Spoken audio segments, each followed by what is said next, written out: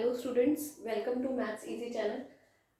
इस वीडियो में मैं आपको सिर्फ ये बताने के लिए आई हूँ कि आप अभी जैसे बहुत सारे बच्चों के एग्ज़ाम्स चल रहे हैं, मेनली एग्ज़ाम्स आने वाले हैं और एग्ज़ाम्स की प्रिपरेशन में जुटे हुए हैं। तो मैं इसमें ये सिर्फ आपको समझाऊंगी कि मैथ्स के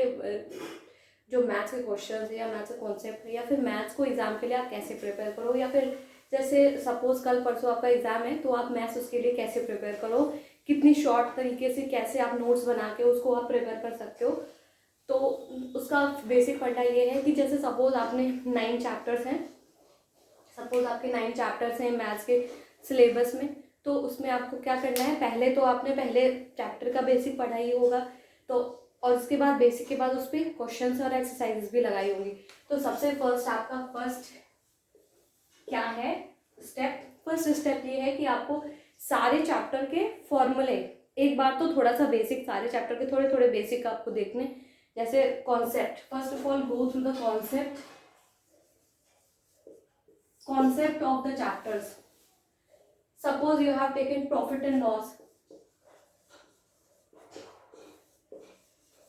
if you have taken profit and loss, तो सबसे पहले क्या करना है, आपको ये पता होना चाहिए प्रॉफिट क्या होता है, लॉस क्या होता है, वो सब आपने रेगुलर क्लासेस में पढ़ा ही होगा। तो उसके बाद सिर्फ प्रॉफिट लॉस के, अब उसके क्या करना है, फॉर्मूले कॉन्सेप्ट पे जाओगे, कॉन्सेप्ट के बाद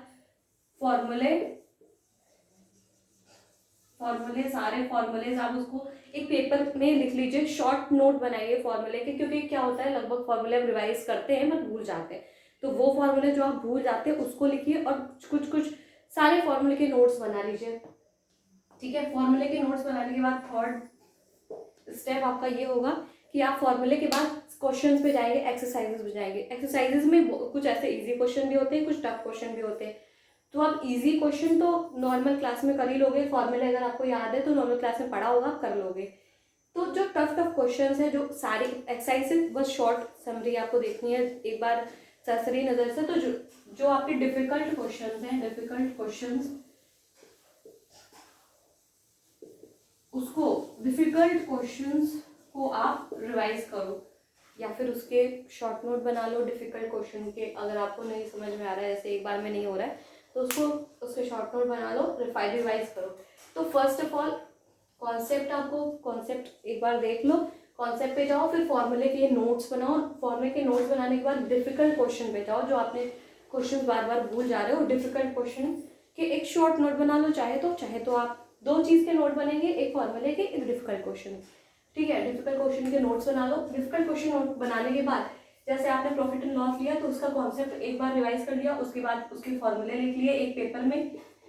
में आपने फॉर्मूले लिख दिए। पेपर में लिखने के बाद डिफिकल्ट क्वेश्चंस पे गए, उसको रिवाइज किया, रिवाइज करने के बाद उस डिफिकल्ट क्वेश्चंस के नोट्स बना लिए। जैसे ये इसलिए सही रहेगा कि जैसे आपका कल या परसों एग्जाम है तो उसमें ये फायदा होगा कि आपका ज़्यादा टाइम नहीं लगेगा लास्ट डे प्रिपरेशन के लिए। आपके लिए ये नहीं है कि पूरा पूरा चैप्टर या सारे क्वेश्चंस आप लगा रहे हो, तो उसमें ये चीज़ आपके लिए फायदेमंद होगी। अब जैसे ये आपका chapter profit and loss prepare हो गया, अब जब एक एक चैप्टर आपने प्रिपेयर कर लिया, जैसे सारे चैप्टर सब प्रिपेयर हो गए, अब क्या करना है, लास्टली आपको क्या करना है, लास्टली जो मैं करती थी अपने मैथ्स, मतलब वन डे बिफोर प्रिपरेशन के लिए मैथ्स की, तो उसमें लास्ट में ये करती थी कि जो सारे फॉर्मूले थे उसको रिवाइज कर लेती थी, कुछ डिफिकल्ट क्वेश्चन जो मैंने नोट्स बनाए हैं बस उसको रिवाइज कर लेती थी।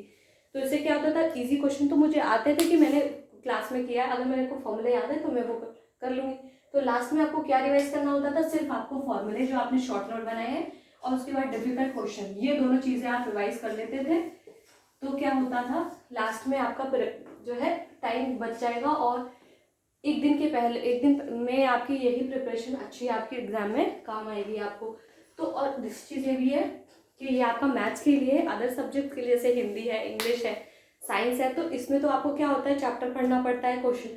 आंसर्स या उसकी एक्सरसाइजेस करनी होती है, तो उसमें तो आपको अलग तरीका अपनाना पड़ेगा। पर अगर आप मैथ्स करो तो मैथ्स के लिए बहुत ही ईजी, यही आपका स्टेप्स है